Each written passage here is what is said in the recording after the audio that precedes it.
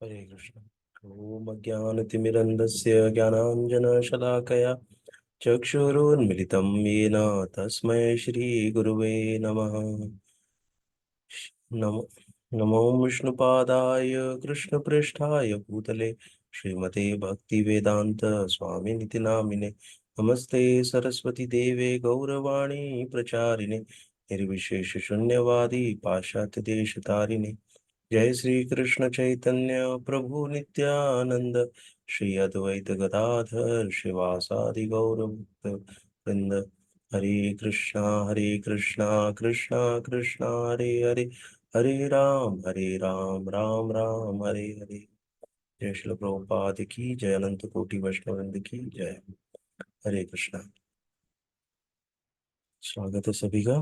तो आज हम लोग पढ़ने वाले हैं श्रीमद् भगवद गीता अध्याय 2 से श्लोक संख्या 57। तो शुरू करते हैं। जस्ट एक बताना चाहूँगा कि ये जो लाइव वीडियो है और इसको मैं कल यूट्यूब पे भी डालूंगा, तो जो लोग ये सेशन मिस करते हैं तो वो यूट्यूब की प्लेलिस्ट चेक कर सकते हैं। किड्स लाइफस्टाइल हब करके यूट्यूब चैनल है, उस पे आएगा ये वीडियो। और डिस्क्रिप्शन में कैसे लाइव क्लास ज्वाइन करना है उसका भी लिंक दिया गया है। तो व्हाट्सएप ग्रुप दिया गया है, ग्रुप में आ जाएंगे तो आपको जूम मीटिंग लिंक भी मिलेगा, तो इससे आप लाइव क्लास में ज्वाइन कर सकते हो। ठीक है, सेशन में। तो बहुत बहुत धन्यवाद। और आप लोग प्लीज़ यूट्यूब में अगर देख रहे हो तो कमेंट करिए, क्वेश्चन जो रहेगा वो क्वेश्चन करिए। और लाइव में भी आप लोग जैसे अगर नहीं पूछ पा रहे हो या कहीं ट्रैवल कर रहे हो तो आप लोग मैसेज करिए ना, मैसेज में क्वेश्चन पूछिए। ठीक है, बहुत बहुत धन्यवाद सभी का। तो हम लोग शुरू करते हैं। मैं स्क्रीन शेयर करता हूँ अपना। तो कल का जो हमने सेशन लिया था उस पे किसी को कोई प्रश्न है?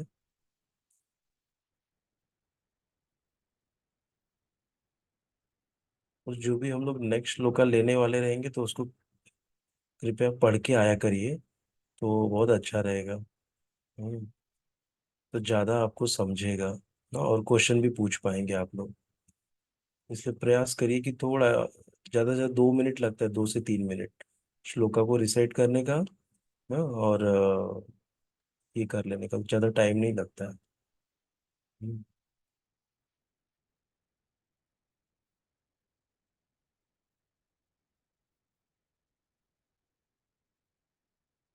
मैं शेयर कर रहा हूँ ना, मैं क्यों।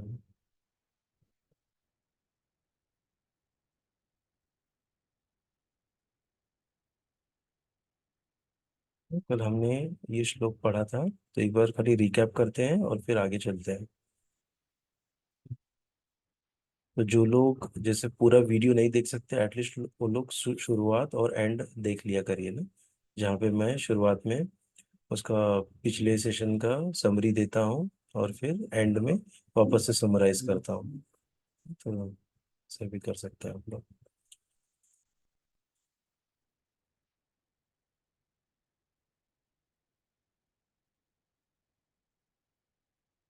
तो हम लोग ने ये श्लोक पढ़ा था, दुखेशु अनुद्विग्न मनाः सुखेशु विगत स्पृह वीतराग भय क्रोध स्थित धीर मुनिर उच्यते।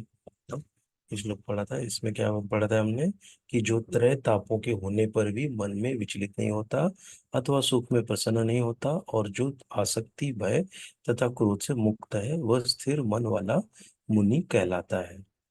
इसके ऊपर हम लोग ने सब शब्दों के ऊपर अच्छे से चर्चा की। त्रैता क्या है कि आदि दैवी क्लेश, आदि भौतिक क्लेश और आदि आत्मिक क्लेश ना। आदि आत्मिक क्लेश मतलब कि हमारे मन और इससे हमको जो मिलता है ना, मन और अहंकार, मन बुद्धि अहंकार, जो सूक्ष्म शरीर से हमको तकलीफ मिलता है अपने आप से। जैसे मन बोल देता है ना कि अरे मैं तो सांवला दिखता हूँ, मैं, मेरे दांत ऊपर नीचे हैं ना, मेरा नाक टेढ़ा है। तो ऐसे करके हम खुद को ही तकलीफ दे रहे हैं ना। ऐसे तो वो क्या हो गया, आदि आत्मिक क्लेश हो गया। फिर आदि भौतिक क्लेश क्या है कि हमको कोई पराये से हमको कुछ कष्ट मिल रहा है ना, कोई कीड़ा आके हमको काट लिया ना, या कोई व्यक्ति आके हमको कुछ उल्टा पुल्टा बोल के चला गया, तो ये आदि भौतिक क्लेश हो गया। और आदि दैविक क्या है? जैसे बाढ़, सूखा या भूकंप आ गया, तो उससे जो हमको होने वाली परेशानी है, तो इसको त्रैताप बोला। जो मुनि कौन है? जो इस तीनों में विचलित नहीं होता ना, और सुख आया तो प्रसन्न नहीं होता, ऐसा व्यक्ति। और जो आसक्ति, भय और क्रोध जिसको नहीं है। आसक्ति मतलब क्या? अटैचमेंट ना, इच्छाएं, भौतिक इच्छाएं हैं, और भौतिक इच्छाओं को पूरा करने के पीछे लगा रहता है ना, तो ऐसे आसक्ति उसको नहीं है, भय नहीं लगता, क्रोध नहीं लगता, ऐसा व्यक्ति स्थिर मन वाला मुनि कहलाता है। ठीक है। तो ये हमने पढ़ा था। और क्या है? कृष्ण कॉन्शियसनेस ना। तो यहाँ पर जो प्रभुपाद जी ने अपने इसमें लिखा है कि उसको क्या होना चाहिए? कृष्ण भावना भवित होना चाहिए ना? कृष्ण भावना भवित व्यक्ति अपने संकल्प का पक्का होता है, और संकल्प भी करना है ना। तो ये सब हमने देखा था, पढ़ा था। कृष्ण भावना भवित मतलब क्या? जो कृष्ण की प्रसन्नता के लिए कार्य करता है ना, हर कार्य कृष्ण को प्रसन्न करने के लिए करता है, तो वही व्यक्ति कृष्ण भावना भवित व्यक्ति होता है। हम्म, ठीक है। तो इसके ऊपर भी हम लोग हमेशा चर्चा करते रहेंगे, कुछ कुछ पॉइंट्स आते ही रहेंगे, इस पे करेंगे। तो आज हम लोग पढ़ने वाले हैं श्लोक संख्या 57। ठीक है। इसको एक बार हम लोग फोकस करते हैं, पढ़ने का प्रयास करते हैं इसको। यह सर्व यह सर्वत्रान सर्व यह सर्वत्र यह सर्वत्र अनभिस्नेहस् तत्तत्प्राप्य शुभाशुभम् नाभिनन्दन्ति न द्वेष्टि तस्य प्रज्ञा प्रतिष्ठिता। यः सर्वत्र अनभिस्नेहस् तत्तत्प्राप्य शुभाशुभम् नाभिनन्दन्ति न द्वेष्टि तस्य प्रज्ञा प्रतिष्ठिता। यः सर्वत्र अनभिस्नेहस् तत्तत्प्राप्य शुभाशुभम् नाभिनन्दन्ति न द्वेष्टि तस्य प्रज्ञा प्रतिष्ठिता। तो ये 57वां श्लोक है। इसका हम लोग वर्ड टू वर्ड मीनिंग पढ़ेंगे। यह जो सर्वत्र सभी जगह, अनभिस्नेह स्नेह शून्य, तत् उस, प्राप्य प्राप्त करके, शुभ अच्छा, अशुभम बुरा ना। यहाँ पे क्या था? शुभा शुभम हम पढ़ रहे थे, लेकिन क्या है? शुभ अशुभम, बुरा न कभी नहीं, अभिनंदंती मतलब प्रशंसा करता है, न क्या करता है? न प्रशंसा करता है, और फिर न मतलब कभी नहीं, द्वेष्टि द्वेष करता है, तस्य उसका, प्रज्ञा पूर्ण ज्ञान, प्रतिष्ठिता अचल। ठीक है। तो इसका हम लोग अभी मीनिंग पढ़ते हैं। इस भौतिक जगत में जो व्यक्ति न तो शुभ की प्राप्ति से हर्षित होता है, और न अशुभ के प्राप्त होने पर उससे घृणा करता है, वो पूर्ण ज्ञान में स्थिर होता है ना। तो ये हमने देखा, जैसे आया था, पहले भी आया था ना, मात्रा स्पर्शास्तु कौन्तेय शीतोष्ण सुख दुखदा आगम अपायिनो अनित्यस ताम तितिक्षस्व भारत ना। तो जहाँ पे द्वंद्व आता है ना, बुरा भला, अच्छा बुरा, ठंडी गर्मी, तो व्यक्ति ना, उसको कोई फर्क नहीं पड़ता, जो कृष्ण के साथ जुड़ा हुआ है। और वो क्या करना है? उसको टॉलरेट करना है ना। वो वाले श्लोक पे हमने पढ़ा था, सेकंड चैप्टर में आया था, मात्रा स्पर्शास्तु कौनते वाला श्लोक ना। टॉलरेट करने के लिए भगवान बोले थे, आएगा, उसको टॉलरेट करना है। वैसे यहाँ पर भी क्या है? वो जब सुख आता है तो भी शांत रहता है, दुख आता है तभी भी शांत रहता है ना। शुभ मतलब क्या? कि अच्छा होना। अशुभ मतलब क्या? हमारे साथ कुछ बुरा हो गया ना। हम लोग कैसे होता है कि अपने जीवन में एक्सपीरियंसेस के हिसाब से हम लोग हानि लाभ, सुख दुख, ये सब हम लोग करते रहते हैं। अगर ऐसा हुआ तो मुझे सुख मिला, ऐसा हुआ तो मुझे दुख हुआ, तो ये सब ना हम लोग खुद से ही एक्चुअली अपने जीवन में अपने एक्सपीरियंस से हम लोग बनाते जाते हैं ना। लेकिन चूंकि देखा जाए तो सुख और दुख ऐसा कोई चीज होता नहीं है रियलिटी में ना, मतलब आध्यात्मिक स्तर पे सब एक ही रहता है, मतलब शुभ ही रहता है, सब अच्छा ही रहता है ना। जैसे आध्यात्मिक जगत की जब हम बात कर रहे हैं, तो वहां पे रात नहीं होती, दिन ही रहता है ना। लाभ हानि नहीं रहता है, लाभ ही होता है। लाभ क्या है? भगवान का सतत दर्शन करने मिलते रहता है हाँ, तो ऐसे। तो ये जो द्वंद्व है वो कहाँ पर है? यहाँ पर है ना, भौतिक जगत में है, जहाँ पर अभी हम लोग विराजमान है, वहां पे ये सब चीजें होता है। लेकिन जैसे जैसे हम लोग का कृष्ण कॉन्शियसनेस ना, भक्ति में हम लोग आगे बढ़ते जाते हैं, तो हम इन शुभ और अशुभ से हमको कोई फर्क नहीं पड़ेगा। ऐसे। तो वही यहाँ पर बता रहे हैं। तो ये किसके बारे में बता रहे हैं? जो कौन है? जो स्थित प्रज्ञ है ना, जो कृष्ण भावना भवित व्यक्ति है, उसके बारे में यहाँ पर बता रहे हैं। वह पूर्ण ज्ञान में स्थिर होता है। ठीक है, तो आगे हम लोग इसका तात्पर्य पढ़ते हैं। तात्पर्य एक्चुअली ये और ऊपर का श्लोक ऑलमोस्ट जोड़ा हुआ है। हाँ, सेम ही इसका दोनों का अर्थ निकल के आता है, क्योंकि हमने यहाँ पर भी जब पढ़ा था तो उसमें भी दिया था, देखो कि त्रेतापों पर मन विचलित नहीं होता अथवा सुख में प्रसन्न नहीं होता ना, मतलब दुख आया तो विचलित नहीं होता, सुख आया तो प्रसन्न नहीं होता, नॉर्मल रहता है। हम्म। तो अभी हम लोग तात्पर्य पढ़ते हैं। भौतिक जगत में सदा ही कुछ न कुछ उथल पुथल होती रहती है। उसका परिणाम अच्छा हो चाहे बुरा, जो ऐसी उथल पुथल से विचलित नहीं होता, जो अच्छे शुभ या बुरे अशुभ में से प्रभाव अप्रभावित रहता है, उसे कृष्ण भावनामृत में स्थिर समझना चाहिए। हाँ, जब तक मनुष्य इस भौतिक संसार में है, तब तक अच्छाई या बुराई की संभावना रहती है, क्योंकि यह संसार द्वैत से पूर्ण है ना, द्वंद्व, ड्युअलिटी। सब चीज मतलब अच्छा बुरा भला सब ड्यूअल रहता है, दो दो रहता है। किंतु जो कृष्ण भावनामृत में स्थिर है, वह अच्छाई या बुराई से अछूता रहता है, क्योंकि उसका सरोकार कृष्ण से रहता है, जो सर्व मंगलमय है। ऐसे कृष्ण भावनामृत से मनुष्य पूर्ण ज्ञान की स्थिति प्राप्त कर लेता है, जिसे समाधि कहते हैं। हाँ, तो यहाँ पर भी किसके बारे में बताया गया है? कृष्ण भावना भवित ना, उसका भी यहाँ पर आया है। तो जो कृष्ण से जुड़ा हुआ है ना, जो कृष्ण को हमेशा स्मरण कर रहा है ना, हम लोग कृष्ण का स्मरण कैसे करते हैं? हम लोग हरे कृष्ण महामंत्र बोल के ना, हरे कृष्ण कृष्ण कृष्ण हरे हरे, हरे राम राम राम हरे हरे ना, हम लोग को कम से कम एक माला करना चाहिए ना।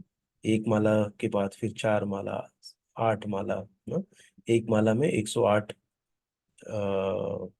मणि रहते हैं, मनके रहते हैं, तो एक मनके पे एक मंत्र, दो, फिर तीन, फिर चार ना, ऐसे करके हमको 108 जब होता है तो एक माला पूरी होती है ना। तो ये करने से क्या होता है? हमारा भगवान के साथ संबंध स्थापित होता है।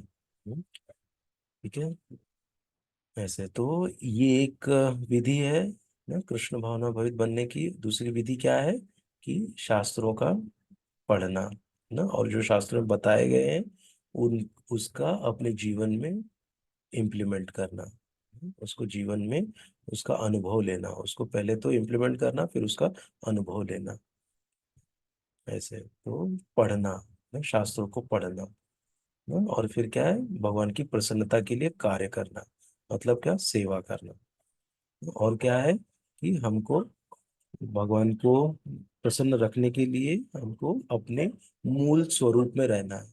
हमारा मूल स्वरूप क्या है? सेवक का, दास का हमारा मूल स्वरूप है। तो दास की भावना में हमेशा रहना है ना। सबसे इम्पोर्टेंट क्या है?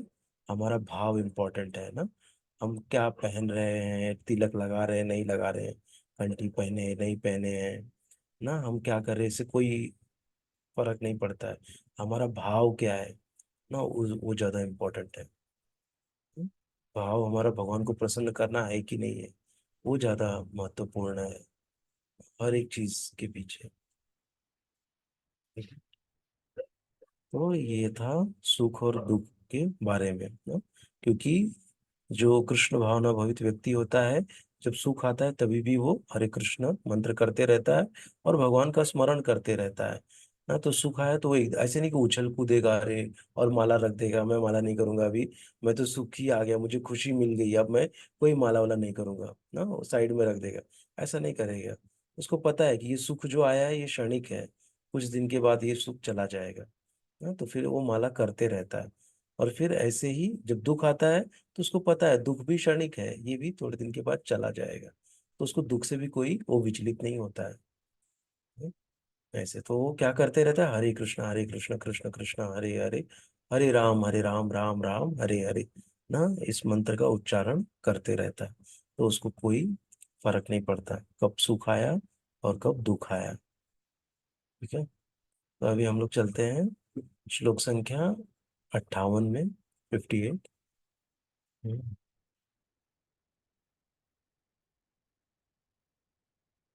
यदा संहरते चायं कूर्मो अङ्गानिव सर्वशः इन्द्रियाणि इन्द्रियार्थेभ्य तस्य प्रज्ञा प्रतिष्ठिता।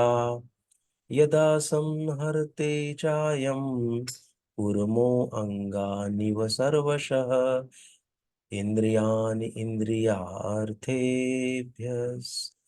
तस्य प्रज्ञा प्रतिष्ठिता। ना आप लोग भी मेरे साथ दोहरा सकते हैं। यदा संहरते चायं कूर्मो अङ्गानिव सर्वशः इन्द्रियाणि इन्द्रियार्थेभ्यः तस्य प्रज्ञा प्रतिष्ठिता। तो ऐसे श्लोक पढ़ने में बहुत आनंद आता है एक्चुअली, क्यों ना, क्योंकि ये भगवान के मुख से निकला हुआ है। और ये श्लोक क्या है, साक्षात भगवान है ना?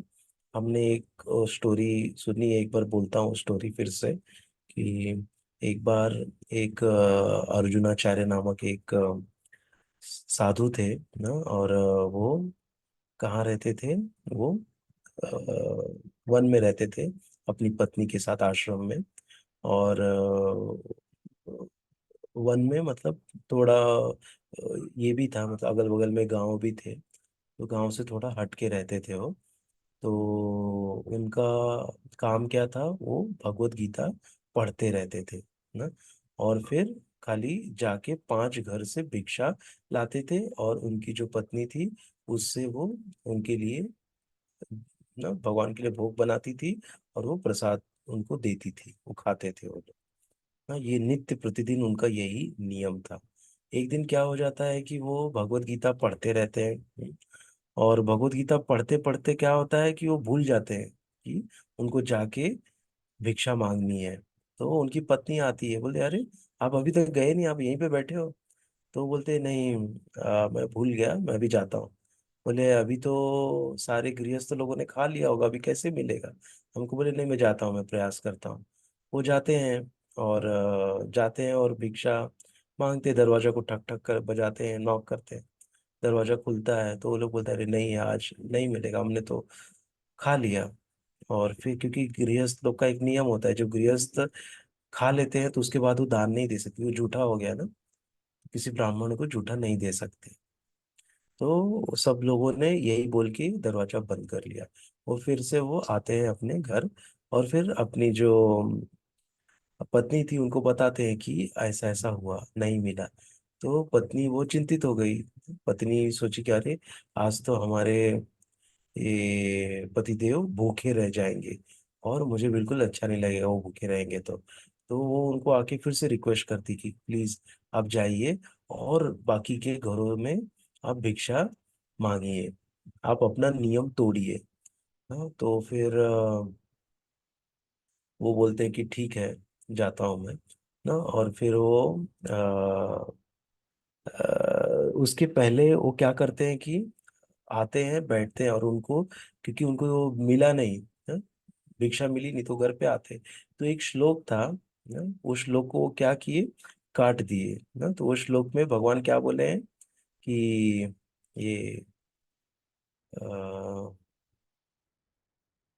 अनन्यश्चिन्तयन्तो माम् ये जना पर्युपासते तेषां नित्य तेषां कैसे है, तेषां नित्य अभ्युक्तानां योगक्षेमं वहाम्यहम् ना, ये श्लोक है। तो इस श्लोक में क्या बोलते हैं भगवान की, अ, जो भी आपके पास है मैं उसकी रक्षा करूंगा, और जो आपके पास नहीं है मैं वो आपको मुहैया कराऊंगा ना, भगवान ऐसा इस श्लोक में बोलते हैं। तो वो बोलते हैं कि अरे मैं तो ना अनन्य चिंतयन्तो माम, जो मेरी अनन्य भक्ति करता है उसका मैं, उसके पास जो है मैं उसकी रक्षा करता हूँ, और जो उसके पास नहीं है मैं उसको प्रदान करता हूँ।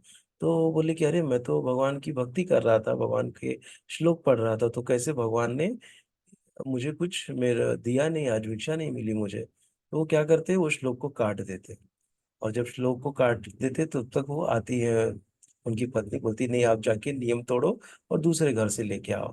तो जाते हैं दूसरे अन्य घरों में भी नॉक करते हैं, तो एक घर दो घर सब ना ना कर देते हैं। और उसी दरमियान क्या होता है कि दो बालक एक लकड़ी में ऐसे दो पोटली लटका के लेके आते कंधे पे रख के, और वो जो माता जी है उनको देते हैं, और बोलते हैं कि माता ये हमारे गुरु ने आपके लिए भेजा है। बोले कौन गुरु? बोले आपके जो पति है वही हमारे गुरु है, अर्जुनाचार्य, उन्होंने भेजा है। तो बोलता है अच्छा। तो वो ले लेती है, और बोले मुझे बताया नहीं कभी कि उनके शिष्य भी हैं, और लेके वो रख लेती हैं, और फिर वो जाने लगते हैं। तो जब जाने लगते हैं तो देखते हैं उनकी पीठ में एक स्क्रैचेस रहते हैं। तो बोलते कि ये स्क्रैच कैसे आया? बोले हमको हमारे गुरु ने मारा। तो बोले अरे उन्होंने मारा? इतने सुंदर बालक हो आप लोग, आपको कैसे मारा उन्होंने? उनको आने तो मैं उनसे पूछती हूँ। ऐसा बोल के वो चले गए बालक लोग। फिर ये जो माता जी हैं ये अपना सब कुकिंग सेवा चालू की, सब बनाना पकाना चालू की, और वो गए और सब घरों से मांग मांग के थक के लौट के आए। जैसे ही दरवाजे पे पहुंचे तो उनको बहुत अच्छी सुगंध आने लगी। वो बोले अरे घर में तो कुछ नहीं था, ये कैसे बन रहा है अभी? तो जो माता थी वो बोली कि अरे आपके तो आपने तो भेजा था, अभी आपके शिष्य आके मुझे दे के गए। बोले मेरे शिष्य? मेरे तो कोई शिष्य नहीं है। बोले नहीं, दो बालक आए थे। तो फिर उनको समझा और बोले आपने उनको मारा क्यों? बोले कि उनको मारना नहीं चाहिए था, वो तो कितने प्यारे प्यारे बच्चे थे। बोले मैंने नहीं मारा था, बोले उनके पीठ पे स्क्रैच था। तो फिर वो समझ जाते हैं कि ये कृष्ण और बलराम आए थे जो कि दे के गए। तो फिर वो जाके देखे, उन्होंने वो श्लोक काटा था, तो जो श्लोक को काटा था वही श्लोक का चिन्ह जो है काटा हुआ वो उनकी पीठ पे आ गया। हाँ, तो इसलिए कहते हैं कि जो भगवत गीता के श्लोक है ये साक्षात भगवान के अंग है ना। तो इसीलिए हमको इतना सीरियसली इन श्लोकों को लेना चाहिए, इनको हल्के में नहीं लेना चाहिए हमको, है ना। ऐसे तो दोनों पति पत्नी बैठ के रोने लग गए कि देखो भगवान हमारे द्वार पे आ गए, और हमको अपना वचन रखने के लिए ना, कि जो मेरी भक्ति करता है मैं उसको सब, जो उसके पास नहीं है मैं उसको क्या करता हूँ, उसको मुहैया कराता हूँ, उसको प्रदान करता हूँ। तो अपना वचन रखने के लिए वो आए और मुझे ये दे के गए, है ना। ऐसे ही हमको भी भगवान के ऊपर पूर्ण श्रद्धा पूर्ण विश्वास होना चाहिए कि कृष्ण अवश्य रक्षेंगे, कृष्ण मेरी रक्षा अवश्य करेंगे, है ना? ऐसे तो इसीलिए हमको इस भगवत गीता का श्लोक को बहुत ही सीरियस लेना चाहिए, क्योंकि हम साक्षात भगवान के अंग को टच कर रहे हैं, है ना। इसीलिए इन श्लोकों को जब पढ़ते हैं ना तो वो भाव आना आना चाहिए हमारे अंदर ना, कि साक्षात भगवान ने इसको बोला है और फिर से मैं इसको बोल रहा हूँ ना। उस आनंद के साथ इसको हमको, पहले पहले हमको टफ लगेगा ना, मुझे भी बहुत टफ लगता था, लेकिन मैंने प्रैक्टिस कर करके ये मेरे लिए थोड़ा आसान हो गया। इसी तरह आप लोग भी इसको थोड़ा थोड़ा थोड़ा करके इसको पढ़िएगा तो आपके लिए बहुत आसान हो जाएगा। तो इसका अभी हम लोग वर्ड टू वर्ड मीनिंग देखते हैं। यदा, जब, संहरते, समेत लेता है, च भी अयम यह, कुर्मः कछुआ, अंगा अंगानि अंग, इव सदृश, सर्वशः एक साथ, इंद्रियाणि इंद्रियां, इंद्रिय अर्थेभ्य, इंद्रिय विषयों से, तस्य उसकी, प्रज्ञा चेतना, प्रतिष्ठिता स्थिर।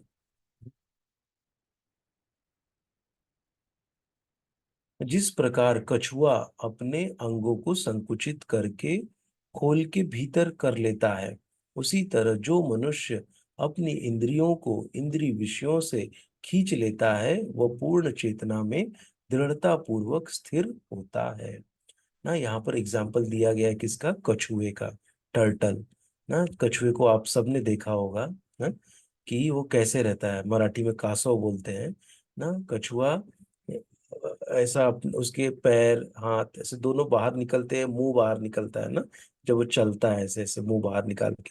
लेकिन कहीं बैठा रहता है तो अपने पैर अंदर कर लेता है, मुंह भी अंदर करके बैठ जाएगा, या धीरे से मुंह निकालेगा और कुछ खा लेगा, पैर बाहर नहीं निकालेगा ना। जिसकी जरूरत रहती है उसको बाहर निकालता है, जिस अंग की ना। तो यहाँ पर कछुए का एग्जाम्पल दिया गया है ना। हम लोग जैसे पहले भी बताया था कि मंदिर में जब जाते हैं तो कछुआ रखा रहता है ना। तो कछुआ एक बताता है कि जब मंदिर में जाते तो सारी इंद्रियां हमारी खुली होनी चाहिए। आँख, कान, नाक, जीभ, त्वचा सब खुली होनी चाहिए, और पूरे इंद्रियों से हमको भगवान के दर्शन करने चाहिए ना। भगवान को हमको भगवान के जो चरणों में जो तुलसी पत्र चढ़ा उसको सूंघना चाहिए ना। वहां पे अगरू या अगरबत्ती की जो खुशबू आती है उसको नाक से लेना चाहिए। कान से वहां पे जो मंत्रों का उच्चारण हो रहा है उनको सुनना चाहिए। आंखों से भगवान के श्री विग्रह का दर्शन करना चाहिए ना। उनके चरणों का दर्शन करते रहना चाहिए। मुख का दर्शन करना चाहिए ना। ऐसे करके हम, और फिर जो हम टच है, वो वहां पर कोई रहेगा तो उनके उनको उनका आशीर्वाद लेने के लिए उनके चरणों को टच करके भी हम लोग वो कर सकते हैं ना। जो कोई वहां पे पुजारी या कोई है ना, ऐसे करके, या कोई भक्त है तो उनको छू के हम लोग वो कर सकते हैं। जैसे माता जी है तो माता जी लोग को छू सकते हैं, प्रभु जी है प्रभु जी लोग को छू के किसी वरिष्ठ का आशीर्वाद ले सकते हैं ना। तो वहां पे हमको फिर कृपा मिलती है, इसीलिए बताया गया। तो आगे भी पढ़ते हैं हम लोग। किसी योगी, भक्त या आत्मसिद्ध व्यक्ति की कसौटी यह है कि वह अपनी योजना के अनुसार इंद्रियों को वश में कर सके, किंतु अधिकांश व्यक्ति अपनी इंद्रियों के दास बने रहते हैं और इंद्रियों के ही कहने पर चलते हैं। यह है उत्तर इस प्रश्न का कि योगी किस प्रकार स्थित होता है ना, मतलब किस प्रकार चलता है। जो एक था ना, इंद्रियों की तुलना विषैले सर्पों से की गई है। वे अत्यंत स्वतंत्रता पूर्वक तथा बिना किसी नियंत्रण के कर्म करना चाहती हैं। इंद्रियां, योगी या भक्त को इन सर्पों को वश में करने के लिए एक सपेरे की भांति अत्यंत प्रबल होना चाहिए। वह उन्हें कभी भी कार्य करने की छूट नहीं देता ना। शास्त्रों में अनेक आदेश हैं, उनमें से कुछ करो तथा कुछ न करो से संबद्ध है। जब तक कोई इन करो या न करो का पालन नहीं कर पाता और इंद्रिय भोग पर संयम नहीं बरतता है, तब तक उसका कृष्ण भावनामृत में स्थिर हो पाना असंभव है ना। तो जो शास्त्रों में इंजंक्शंस दिए गए हैं, जो सिद्धांत दिए गए हैं, जो नियम दिए गए हैं, उनका हमको पालन करना चाहिए ना। What are the dos and don'ts, उसको स्ट्रिक्टली हमको फॉलो करना है ना। जब हम फॉलो करेंगे तब फिर हम लोग धीरे धीरे कृष्ण भावनामृत में स्थिर होंगे। यहाँ पर सर्वश्रेष्ठ उदाहरण कछुए का है। वह किसी भी समय अपने अंग समेट लेता है और पुनः विशिष्ट उद्देश्यों से उन्हें प्रकट कर सकता है। इसी प्रकार कृष्ण भावना भवित व्यक्तियों की इंद्रियां भी केवल भगवान की विशिष्ट सेवाओं के लिए काम आती है, अन्यथा उनका संकोच कर लिया जाता है। हम्म, मतलब भगवान की सेवा के लिए हमको जो आंखें दी गई है वो भगवान का दर्शन हमको करना है ना। हमको उटपटांग की चीजें नहीं देखनी चाहिए ना। कर्णों को हमको भगवान की कथा सुनने के लिए यूज करना चाहिए। कर्ण मतलब ईयर, कान, कान को ना। भगवान की कथा सुनो ना, भगवान के जो भक्ति के गीत है उनको सुनने के लिए हमको मिला गया है ना। ना कि व्यर्थ की चीजों को, या तो ना तो हमको क्या कहते हैं ना, जैसे एक आता है कि कृष्ण कथा कहिबे कृष्ण कथा सुनबे, ग्राम्य कथा ना कहिबे और ग्राम्य कथा ना सुनबे। ग्राम्य कथा मतलब क्या है कि प्रजल्प। प्रजल्प मतलब क्या है, जो हम लोग बातें करते हैं, अरे वो फुटबॉल का मैच बहुत अच्छा था, आईपीएल में आज ये हार गया, आईपीएल में वो जीत गया ना। ये क्या है, ये प्रजल्प है ना। इससे हमको कोई लाभ मिलने वाला नहीं है ना, हमारी कोई आध्यात्मिक प्रगति होगी ना। हमको ऐसा कार्य करना चाहिए जिससे हमको कृष्ण का स्मरण होए और हमारी आध्यात्मिक प्रगति होए ना। ऐसा हमको कार्य करना चाहिए। ठीक है। तो फिर कोई प्रश्न कर सकता है तो क्या बाकी के कार्य नहीं करने चाहिए क्या? जैसे कोई स्टूडेंट है पढ़ाई कर रहा है तो उसको नहीं करना चाहिए क्या? नहीं करना चाहिए ना। क्यों? क्योंकि वो जो, जैसे भगवान श्री ईशोपनिषद में बोला गया है, बोले हैं क्या कि अ, जो भौतिक कार्य और आध्यात्मिक कार्य दोनों करना चाहिए ना, और दोनों को बैलेंस रख के करना चाहिए ना। लेकिन फिर आगे चल के हम लोग धीरे धीरे कैसे उन भौतिक जो कार्य हम कर रहे हैं ना, जैसे पढ़ाई है, उसको कैसे मैं उसको आध्यात्मिक में कन्वर्ट करूँ ना, ये हमको फिर धीरे धीरे हम उसको सीखेंगे ना। जस्ट एक पढ़ाई का एग्जांपल दिया, या कोई ऑफिस जा रहा है, ड्यूटी कर रहा है, तो कैसे उसको हम कृष्ण भावना भवित बना सकते हैं ना। उससे जो हमको रिजल्ट मिलेगा उसको हमको भगवान को अर्पण करना है ना? जो भी कुछ हमारी कमाई होगी, उस कमाई का कुछ प्रतिशत हमको भगवान की सेवा में लगाना। तो वो भी क्या हो गया? आध्यात्मिक कार्य हो गया ना। हम किस लिए जा रहे हैं कमाने? भगवान की सेवा के लिए ना। और क्या है कि हमारे ऊपर डिपेंडेंसी भी है ना, डिपेंडेंट लोग को भी पालन पोषण होना चाहिए, तो उसके लिए भी हम लोग जा रहे हैं। ऐसे तो ऐसे करके हमको समझना है ना। और कैसे हर कार्य को, कैसे हम कृष्ण भावना भवित कार्य बनाए, इसके बारे में भी हमको चिंतन करना चाहिए ना। अगर हम नहीं कर पा रहे हैं तो हमको पश्चाताप करना चाहिए, अरे मैं कर नहीं पा रहा हूँ। इससे भी हमारा क्या होगा? शुद्धिकरण होगा ना, कि मैं पश्चाताप कर रहा हूँ किस लिए, कि अरे मैंने ये सेवा नहीं कर पाया, आज मैं ये सेवा नहीं कर पाया, आज मुझे ये भगवान के लिए भोग बनाना था, मैं बना नहीं पाया, मुझे ऑफिस से आने में लेट हो गया। हाँ, ऐसे करके हम क्या करें? पश्चाताप कर रहे हैं। इस पश्चाताप से भी क्या होता है? हमारा शुद्धिकरण होता है। तो हम भक्ति में आगे बढ़ते हैं। या किसी आध्यात्मिक कार्य के बारे में चिंतन करना चाहिए, कि इस कार्य को मैं किस प्रकार बहुत अच्छे से करूँ। ऐसे तो यहाँ पर है, इसी प्रकार कृष्ण भावना भवित व्यक्तियों की इंद्रियां भी केवल भगवान की विशिष्ट सेवाओं के लिए काम में आती है, अन्यथा उनका संकोच कर लिया जाता है। अर्जुन को उपदेश दिया जा रहा है कि वह अपनी इंद्रियों को आत्मतुष्टि में न करके भगवान की सेवा में लगाएं। अपनी इंद्रियों को सदैव भगवान की सेवा में लगाए रखना पूर्व द्वारा प्रस्तुत दृष्टांत के अनुरूप है, जो अपनी इंद्रियों को समेटे रखता है। इसलिए अपनी इंद्रियों को भगवान की सेवा में लगाना चाहिए ना। जैसे हाथ को भगवान के मंदिर पहुंचने में, पैर को भगवान के मंदिर तक जाने के लिए ना, ऐसे करके हर एक अंगों को हम भगवान की सेवा में अपने लगा सकते हैं, अपनी इंद्रियों को। ठीक है, तो यहाँ पर तक हम लोग पढ़ते हैं समझ ना। देखिए यहाँ पे एक महत्वपूर्ण ये भी आया है कि अर्जुन को उपदेश क्या दिया जा रहा है? अपनी इंद्रियों को आत्मतुष्टि में न करके ना, हम लोग मोस्टली क्या करते हैं? अपना आधा जीवन अपने लिए ही गंवा देते हैं ना। कैसे? मैं सही हूँ, मेरे लिए कंफर्ट है क्या, मेरे लिए बैठने के लिए जगह है क्या, मेरे लिए बेड है क्या ना, मेरे लिए अच्छा जूता है क्या, अच्छा ये है क्या, अच्छी सुविधा है क्या। हम क्या करते हैं? आत्मतुष्टि के लिए ही पूरा अपना जीवन गंवा देते हैं। हम सोचते नहीं कि भगवान की सेवा में कैसे लगा जाए है? भगवान कैसे प्रसन्न होंगे, भगवान के भक्तों की सेवा कैसे की जाए, जो भगवान के ऊपर डिपेंडेंट है उनकी सेवा कैसे की जाए, वो सब हम नहीं सोच पाते हैं। क्यों? क्योंकि मेरा पूरा फोकस सेल्फ के ऊपर है ना, इस शरीर के ऊपर है। इस शरीर को कैसे कंफर्ट दिया जाए है ना, उसके ऊपर मेरा पूरा फोकस है। तो हम कैसे भगवान की सेवा में लग पाएंगे ना? पहले तो हम खुद की सेवा में लगे हैं अभी। हाँ, तो इसीलिए ये भी बहुत महत्वपूर्ण है कि हमको आत्मतुष्टि ना करके भगवान की सेवा में लगा जाए। और भगवान की सेवा में लगना कैसे है, ये हम लोग धीरे धीरे सीखेंगे ना।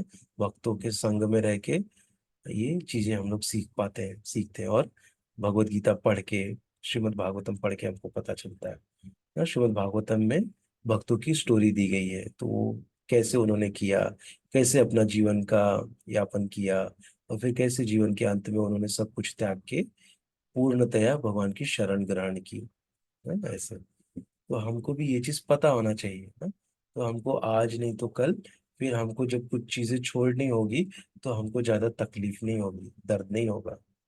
नहीं तो फिर हमको बहुत दर्द होगा। ठीक है, तो आज हम लोग यहीं तक पढ़ते हैं, कल हम लोग आगे का पढ़ेंगे। किसी का कोई प्रश्न है?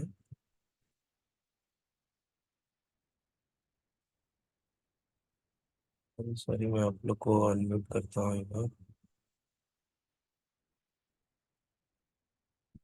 आप लोग अगर कोई अनम्यूट करना चाहते हैं तो कर सकते हैं। एक्सक्यूज मी सर, मुझे। हाँ बोलो बेटा। सर, ये जो पीडीएफ है वो कहाँ मिलते हैं? पीडीएफ ना मैं आपको शेयर कर दूंगा। ठीक है। और आपको मैंने जैसे दिखाया था, जैसे आपको इंग्लिश में चाहिए, तो आपको मैंने कल दिखाया था ना, कल या परसों मैंने एक बार दिखाया था ना। ये वाला वेबसाइट है vedabase.io। इसमें जाके यहाँ पे ये Bhagavad Gita as it is दिया गया है। तो इस पे क्लिक करने का, और फिर यहाँ पे आप लोग सेकेंड चैप्टर, और फिर आज हमने पढ़ा 57 श्लोक है ना, सब 58 पढ़ा, तो देखो यहाँ पे आ गए। तो ऐसे आप यहाँ पे इंग्लिश में भी पढ़ सकते हो, ठीक है। और मैं आपको पीडीएफ भेज दूंगा। हम्म। ठीक है। देखिए यहाँ पे मैंने पिछली बार भी बताया था कि कैसे सबको ब्रेक करके यहाँ पे बताया गया है। हिंदी जो संस्कृत में है थोड़ा बहुत मिला के है, लेकिन यहाँ पे थोड़ा उसको ब्रेक किया गया है ना, जिससे कि पढ़ने में हमको आसानी रहती है। ठीक है। तो हम लोग कल मिलेंगे। Thank you so much for joining. हरे कृष्णा, जय श्री प्रभुपाद की जय, अनंत कोटि वैष्णव। जी जी। हरे कृष्णा। हरे कृष्ण। हरे